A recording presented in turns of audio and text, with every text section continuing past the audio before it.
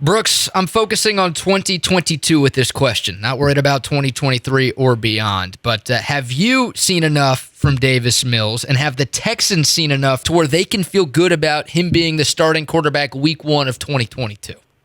No, I don't think so. I mean, these games have been impressive. I mean, let's remember how he looked in his first 8 starts, and the reason why he was benched in favor of Tyrod Taylor, and in the last 3 games have been good for Mills, but, I mean, they've come against the bottom of the defenses in the NFL here. I mean, we got to see him come up against some of this skill and continue to progress. I think one of the main things that you look at with Davis Mills, I remember earlier in the year when the first start of stretches that he was starting, there was a moment on the field wherever they were debating whether they were going to go for 4th down or not, and I asked him afterwards, did you go to the coaching staff and say anything about, hey, man, we want to go for it here? Do you have command of it? He's like, I got to make a couple of more plays before I have that kind of voice.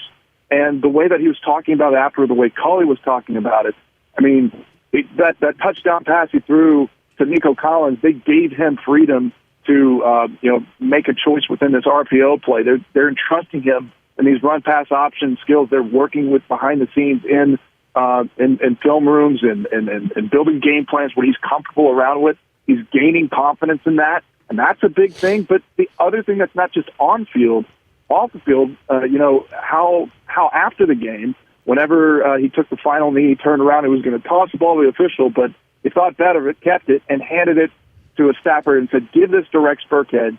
He needs this as a game ball. I mean, that's a dynamic that's different if you're looking at what Davis Mills was early in the year and what he is now.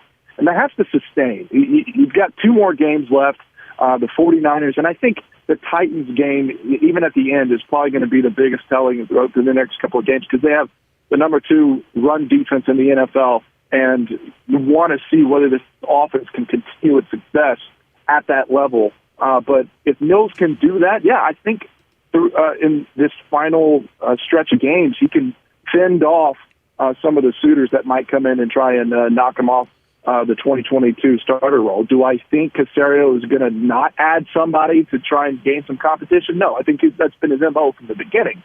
So whether that's in the draft, whether that's in free agency, I would expect at least another player to get added because I just don't think Tyrod Taylor will be retained. So just a matter of depth and making sure that Mills is still progressing in a competitive environment. I don't think he'll technically be overall safe, but I don't think if he shows that he can continue to progress, that they'd start pursuing somebody really hard in those early rounds.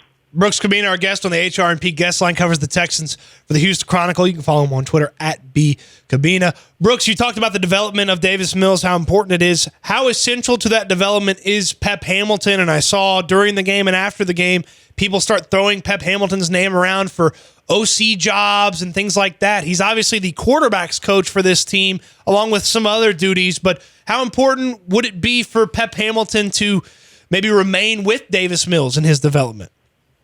Well, it's interesting when I saw some of that conversation too and listened to y'all's conversation leading up to this, how Davis Mills comes back into this in the last 3 games, and Pep Hamilton's name comes up, and then Tim Kelly's name gets kind of the blame of the problems that they had throughout the year. I mean, whenever you look at the quarterback developments, I mean, Pep also works with Tyrod Taylor, and they had to bench him. And Davis Mills, at the beginning, had to work through his stuff, too. So, building the game plan and all that, I think there's credit to be shared across there. So, if you're talking an overall sense of whether Tim Kelly's coming back next year, I think that's kind of the ultimate question. If Davis Mills continues to progress, Tim Kelly is also building game plans around him and has something to say about that as well. So you'd have to kind of judge where do you think the progression is? Is it coming from these places?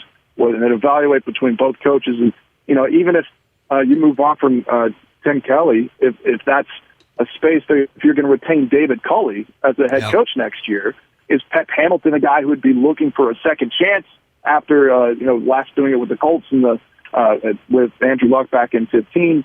That's maybe more in where you would be looking for as a replacement. It would make sense for him to step in if you think that his progression went with Mills. But it's one game that they scored 41 points here. You want to the next couple here and see exactly where the progression of this is all headed. Brooks, I kind of want to follow up with that. You can't interview coaching candidates unless you get rid of the head coach you already have. I know we've asked you about David Culley a couple of times, but it feels pertinent with this deadline coming up tomorrow, or at least the start of this thing coming up tomorrow, and the fact that David Culley has led the Texans to 2 wins in a row for the first time this season. In your mind, and in Nick Caserio's mind, has David Culley done enough to ensure that he's brought back in 2022? I think it was a big step. 18 guys on the COVID list, going in as a 2-touchdown underdog and then pulling off a huge upset. I mean, throughout the year, that's been kind of the thing, is this team constantly was outplayed and then sometimes lived down to expectations. And that was one of the games where they exceeded expectations, and then I think it's one of the most stunning upsets of the year. I think that speaks to all the things that the Texans have wanted out of their program, the things that Nick Caserio has said and wants to instill within the players. I think Culley was able to get them to do that. I think that buys them some time. And if they are able to continue that momentum through the next couple of games, I think that does help him a lot in retaining him for next season. So they've known that they were going to be in an uphill battle all year. They completely overhauled the roster with more than 30 new guys. Most of them were on 1-year contracts, or they were rookies. And they were just going to find a core group of guys and then see what they did after that.